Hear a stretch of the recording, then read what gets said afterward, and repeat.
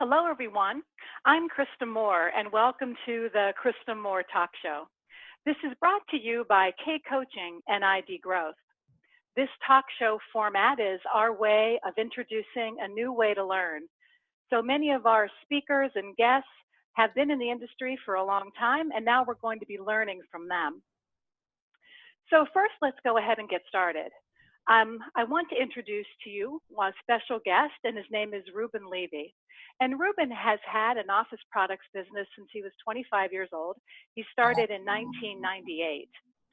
And Reuben has really gotten into a whole new world as he's entered into the office coffee services.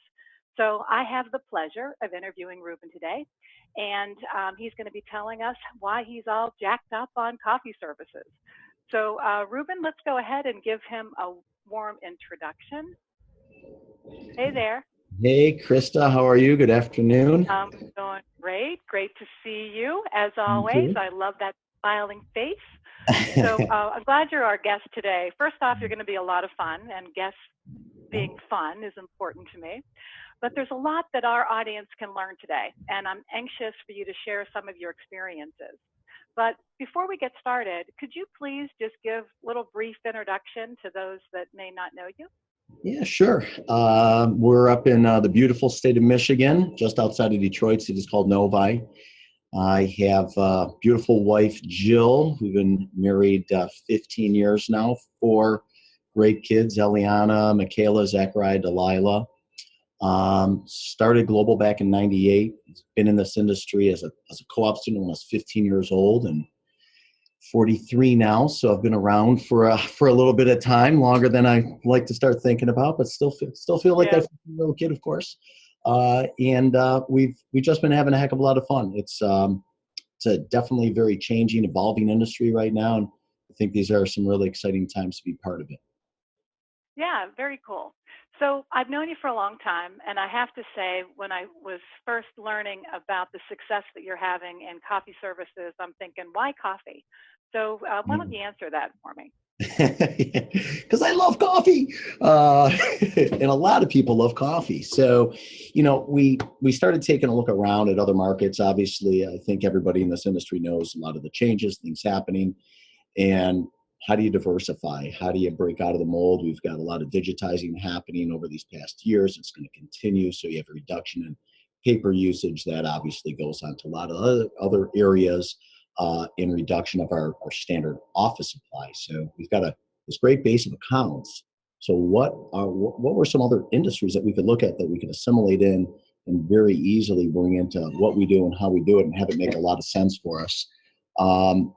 The integration part, I think, was big. And when we looked around at different industries, we had done a copier dealership some years back. And the more we looked at coffee and did our market research, we realized that, it was a great market for us to jump into. Yeah, so tell us a little bit more about that. So if we have dealers on the line that are curious about doing that market research and understanding more about what's happening in their markets, tell us about some of the things that you did specifically to kind of get that education to make that big decision. Sure. One of the things that you and I talked about that you seem to like a lot, the idea when we first started looking at this and doing it, we brought competitors in. We called up, we said, hey, we're interested in coffee service, come on in. We brought 4 competitors in. So 2 large, Aramark, and I think First Choice, 2 smaller local guys around here. And they took a look, they pitched us, we got their marketing materials, we saw how they go to market, other things like that. So that's one of the steps. We did a lot of other research just even on our own. We found out that coffee is the number 2 traded commodity in the world, which blew me away when I first heard about that. I couldn't believe it. You have oil and coffee and everything else, cotton, steel, everything's underneath that. It talked about the longevity of some of the retention of clients that you have. Standard is about 18 years of a client. EBITDA of a mature OCS business was in the mid-teens. There was a lot of different things that we found out that really helped us identify and see that if done properly, it can make a lot of sense. Yeah. And there are a lot of office products independents that are looking to diversify. And what other product categories, are they wanting to get into? Many believe they're into coffee because they're offering Keurig K-cups, but the office coffee services kind of industry has a lot of moving parts to it. So describe that a little bit for the audience today. Yeah, sure. So, you know what, we had Keurigs and that out there, and the only people making money is Green Mountain Keurig, it seems, on those. And when we took a lot better look at it, there's definitely a lot of moving parts. It's not just, hey, put some machines out there when we get coffee. When we did it, you got to, number one, you got to have good equipment, and then you have to have good supplies. You have to have both. We identified Bunn, who I'm sure everybody knows about, as kind of the Cadillac of equipment out there for your standard coffee machines and other pieces like that. When we met with Bunn, they kind of led us along the line to say, you know what, you can't just be a me too kind of a guy out there. You really need to look at something that's going to differentiate yourself if you're looking to get in the business. So they helped us identify a couple micro roasters within our market area. So we went out, we met with a handful of these guys, and I think that was a big piece that led us along that path of not only did we have the right equipment and things in place, but it also helped with our supply line, which was a big piece of it. And so for an overall OCS program, what we were finding out is that, you can put Starbucks out there, right? People talk Starbucks, but you're not making any money on Starbucks. So you have an investment in the equipment, and you have to maintain that equipment. You're also going to have a service individual who's going to go out and clean the equipment and part of that. But I think what really led it for us is that we already had all these clients. We already had great relationships with them. And I think one of the things we've talked about is on the kind of the level of trust factor within the office. Kind of the office supply guy for us is at this level. And then you have folks underneath them. Maybe it's the vending guy, maybe the coffee guys down here, but because we have that relationship so strong, I think what we found is talking to some of our clients, it was a heck of a lot easier for us to go into all of these existing clients with really good equipment and also a really good product to back that up, being the beans. Yeah. So did you hire specialists, or are you working through your existing sales organization? And how do you get the training done so that they're as excited and passionate about this and taking it to market like you want them to? Yeah. So, one of the things we did in a lot of our market research, we put together the go-to-market strategy. We put together the sales piece with that of how we go out with it. And I did some of that. I was out on our first install, literally under the counter, hooking, doing the water connections and pulling it all together. And when we talked internally with the office, part of getting the program going was making sure that everybody here was as jacked up on coffee as we were, and excited and passionate about it, moving ahead. And everybody was. It's something different. I think we talked about how passionate are you going to get about the new pastel Post-its or neon Post-it notes or fan folds. It's like there's not so much excitement anymore when we're going out with office supplies as much, but people become very passionate about coffee. So for our sales staff and the folks that we had on board here, it wasn't a really tough thing for us to engage, to talk with them, to show them the basic steps of what this was. And it was really a startup business, if you think about it. So it was kind of neat because all of us were in on the learning experience together, moving it up. Yeah. So I've got some questions around that too, because I remember you saying that you even went to Honduras to learn more about coffee. So that had to be a pretty awesome experience. Yeah, that was amazing. Our roaster is Swiss Mountain Coffee. They're based here in Michigan on the west side of the state. Brian Beestrom's the owner of that business. He had a family business years ago. It sold off. He loved coffee, started doing some little micro roasts and expanded what he did. So when we engage with him, this guy knows so much about coffee. It's crazy. And he invited me to go with him to downtown Honduras, where we source a majority of our beans from, and got just an amazing experience, literally up in the mountains, picking the cherries. And, when you see the commercials of people hand picking this stuff on the side of a mountain, I was out there hand picking this stuff on the side of the mountain, the whole process all the way through. So, you bring that back and you mix that with everything else that you have. you're really starting to drive a program. And when you're out there, and what I found and what we found as a company and organization, that when you can talk about things such as that, or you have the knowledge to share with people the difference of coffee, how it's grown, why it's grown in a way, people become very interested. And it's a heck of a lot easier to talk than trying to, tell them that our copy paper is going to be on sale this week, or blow it out, Yeah. right? So a couple of things that I heard that I just maybe wanted to reiterate a little bit. I heard that passion and that desire to get into the business certainly aided in the kind of the launching of it and the success of it. Also the education and the learning that you went through personally, and then putting a really good plan together to not be just a me too type business. But something I heard you say that I thought was kind of interesting when you have your sales reps going out there calling on their customers, that it's perceived high value, and it's not a price kind of sale as much as it is more of a service and a high commodity. Where's your experience? You know what we've found is that it's vastly different of a type of a sale that you can do. We found that we could lead with coffee going in. We've got clients that we've picked up that the only business we do with them is just coffee business. And we're really okay with that with some of these clients, quite frankly. And also finding out a part of that is that this is an HR benefit. Coffee is, it's roughly about 70% of businesses offer coffee for free to their employees as an HR benefit. It's therefore the most visible HR benefit that can be offered. Someone's not, looking at their health. They have a health issue. They're looking at their health care every day. But in reality, people aren't sitting at their desk. But you see coffee every day and you're running in. So it's something that's always there. So there's truly more of this HR benefit. And what you find if you're providing it, just like you want to provide good insurance, health insurance to your employees because you want to keep these employees, whatever that might be, coffee, why not? People are willing. What we found is we don't have to actually go in and save them money. We've got people that are willing to spend more money, and it's not dramatically more, but they'll spend more money to get a really, really great cup of coffee and provide this really fantastic HR benefit. And we kind of wrap around this whole HR program idea with it now.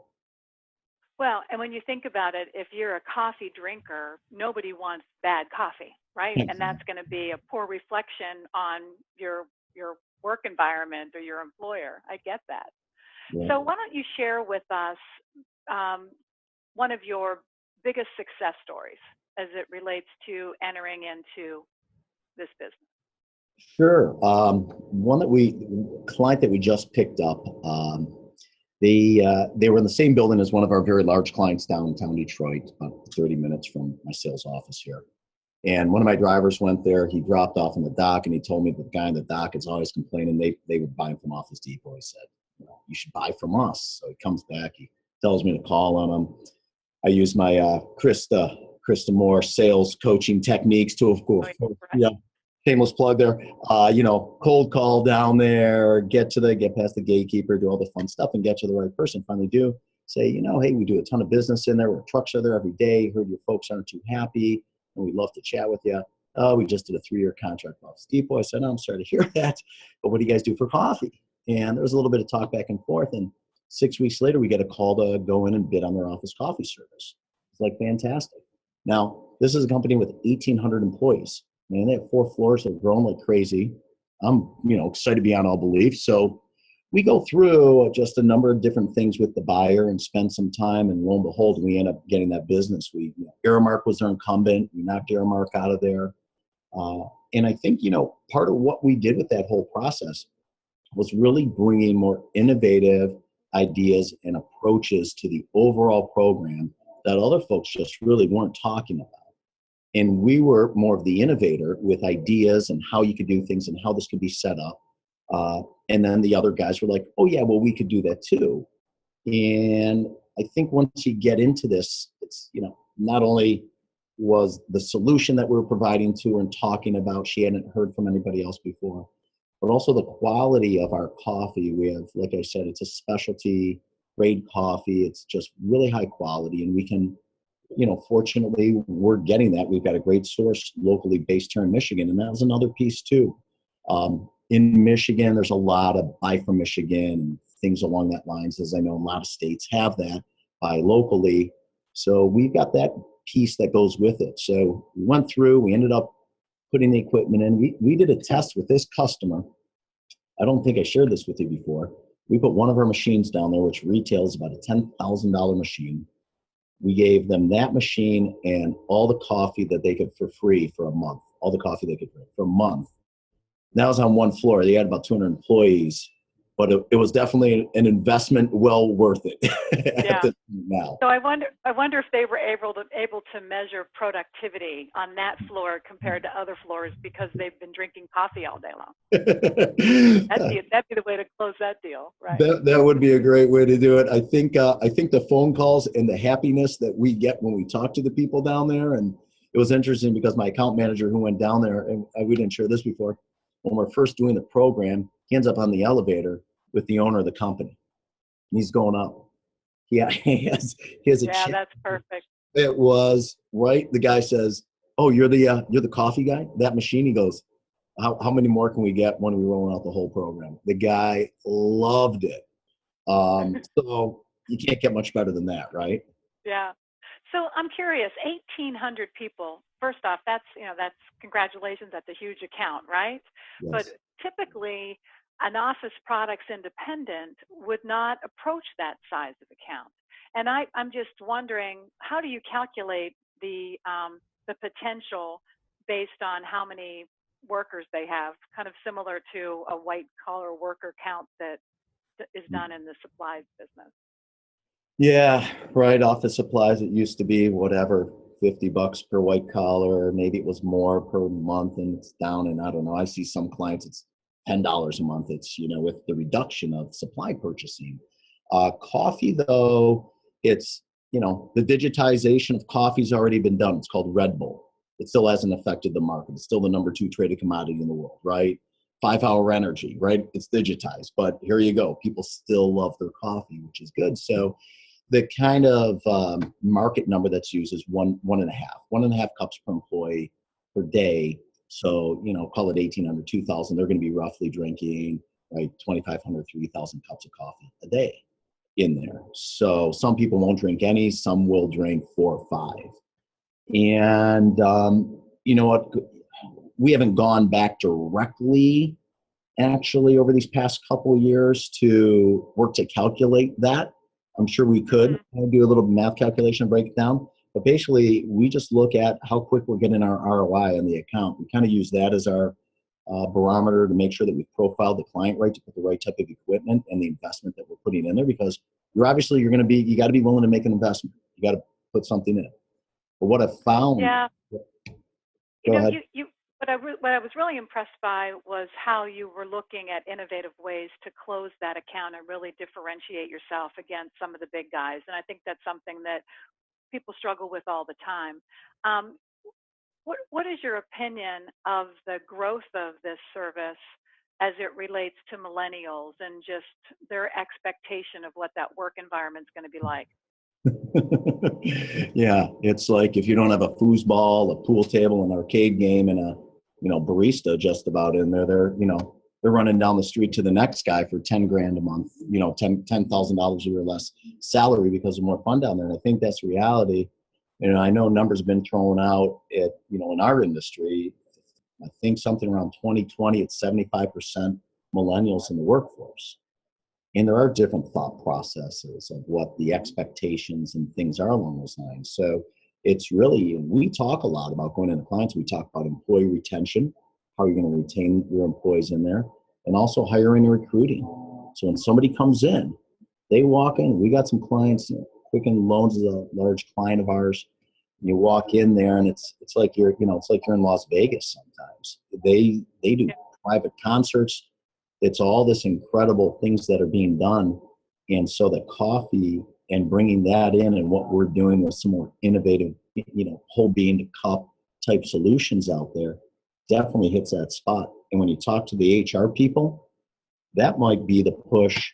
Oftentimes we're finding around where they're willing to spend the more money. They will pull extra budget out to create an overall program that makes a lot of sense coffee-wise. Yeah, I could see how there would be some shared services or shared budgeting as from a financial perspective.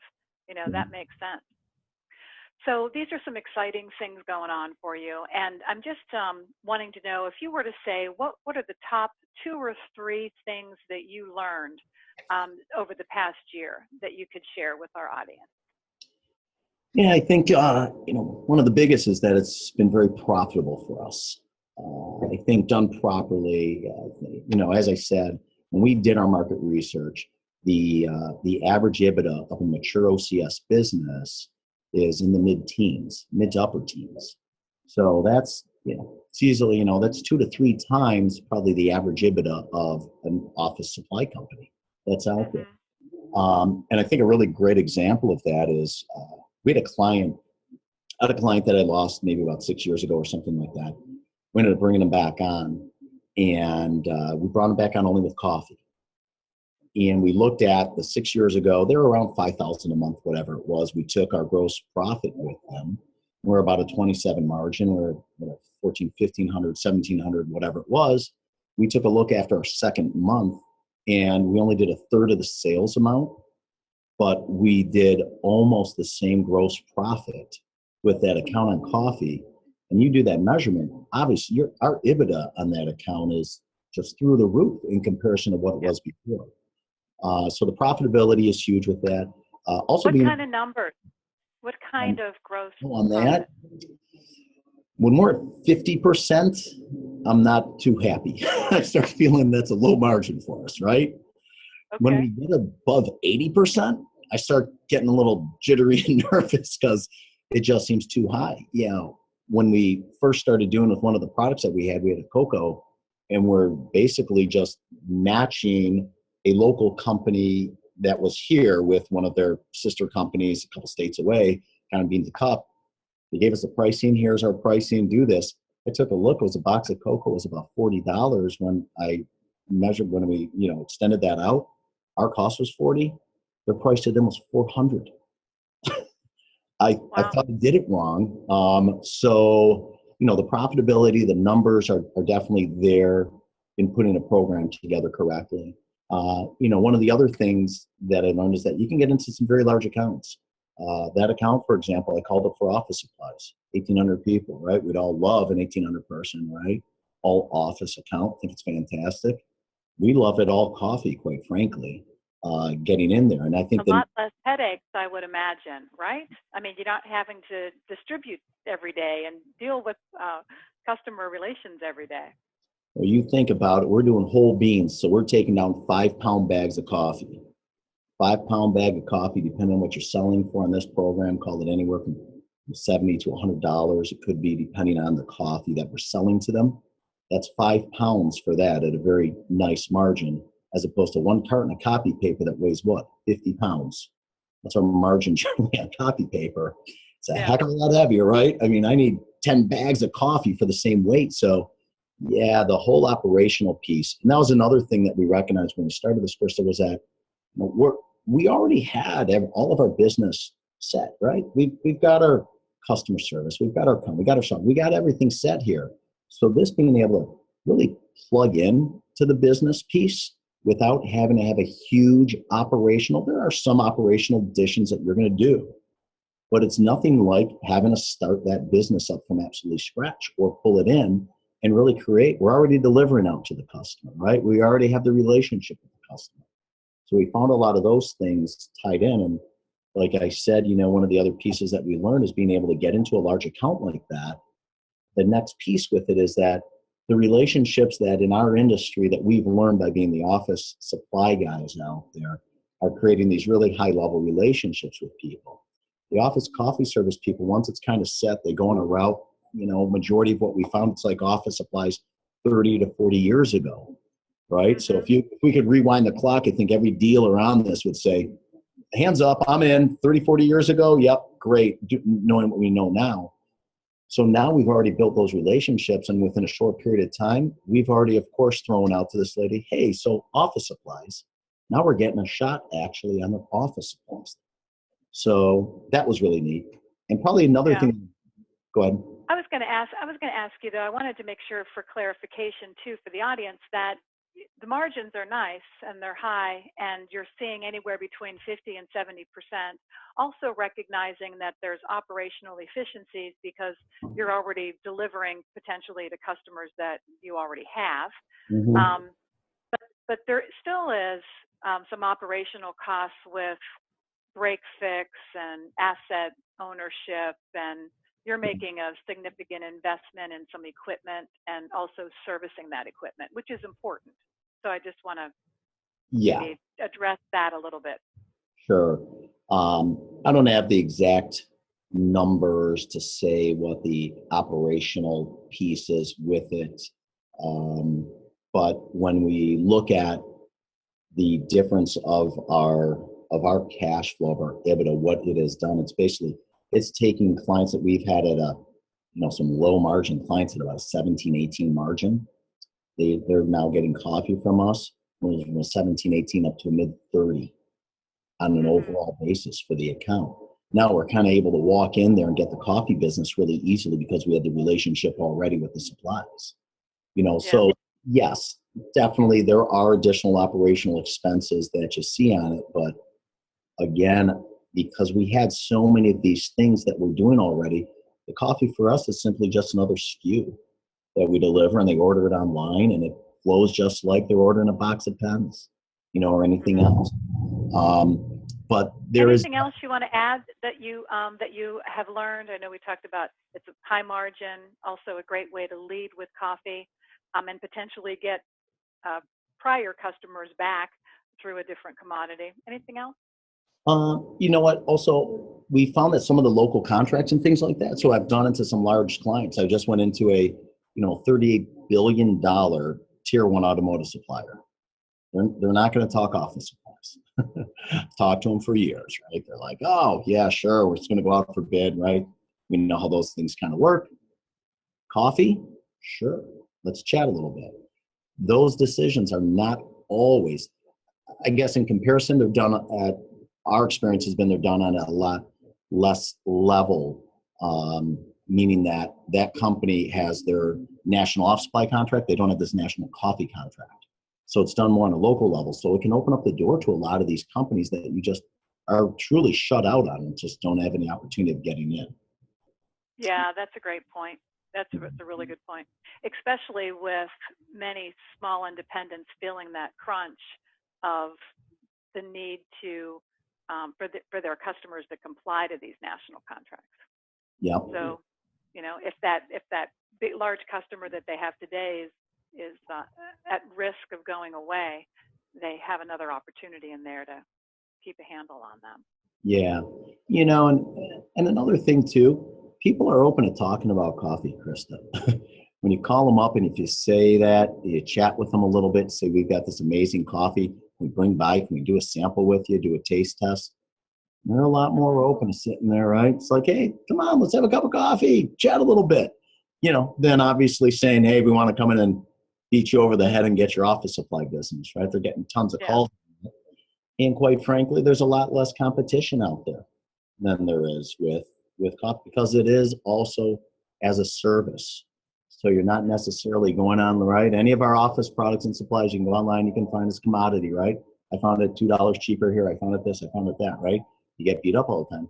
This is a service, this is a program, and it ends up being very, very different is what we're continuing to find than our typical office supply industry. Yeah.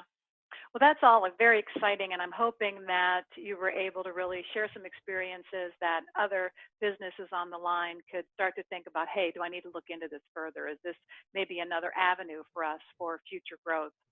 One thing I do know about you, though, is usually when you have an innovative idea and you're all in and you're passionate about it, you're kind of ready to get on to the next thing shortly after that. So what is on the horizon for Global and you?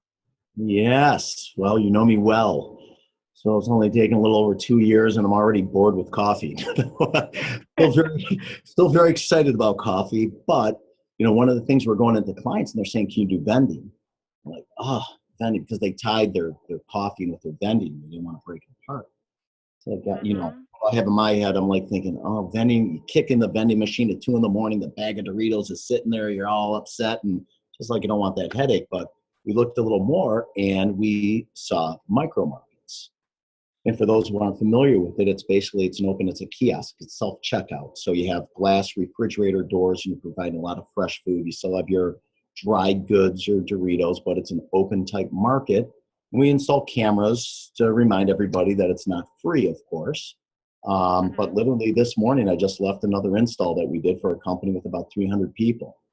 And I mean, we're working with local restaurants to provide this really awesome fresh food. And they set their wallet up, and it's a self checkout kiosk with a barcode. So that is vastly different from anything that we've done. And quite frankly, it's a little bit more than what we thought, but it's a really, really interesting, neat, and fun business. Yeah, I look forward to hearing more about that. Maybe you can join our show a year from now and tell us Mhm. about some of the success with that. Yeah, I'd love to. So just wanted to say, hey, thanks again. Really appreciate you being with us. And I wanted to make sure, though, it was okay that I shared your information because you are doing something else, I think, as far Yeah. as helping dealers understand the coffee business. Yeah. So maybe you can tell us a little bit about that. And then I want to share some information so they can reach out to you if that's okay. Yeah, that'd be fine, no problem. Yeah, we've talked to other dealers. We got some excitement from these people, want to know a little bit more about it and what we're doing. So we don't have it buckled 100% down, but we're doing a consulting type piece with this, and we've got a couple dealers that we're working with now, in, completely non-competing markets. Obviously, nobody next door to us at all, but working with them to help them if they want to get an office coffee service going. Figuring out that consulting piece with it. It's still kind of at its infancy, and we're figuring it out, but we're definitely open and willing to talk and help people out if they like to have those conversations. Yeah, that sounds great. So we'll share your information. Just know that people might be reaching out to you and, maybe just curious about coffee services or maybe even curious about the consulting. So I appreciate that. And I just want to say goodbye and thank you so Goodbye. much, Reuben. I really enjoyed having you. To the Absolutely. audience, I want to make sure that you mark your calendar. The Krista Moore Talk Show is live every third Wednesday of the month. And we want to bring you great guests and business growth ideas. Please join us on November 16th. We have a special guest. His name is John Formica, and he's the ex-Disney guy. Actually, John ran customer service for Walt Disney World Resorts for 10 years. So I'm anxious to interview him and find out what he would recommend for our clients and customers in terms of how they can have kind of a magical Disney customer experience as well. So at ID Growth, we care about you and we care about your success. And I look forward to seeing you next month. Thanks for everything.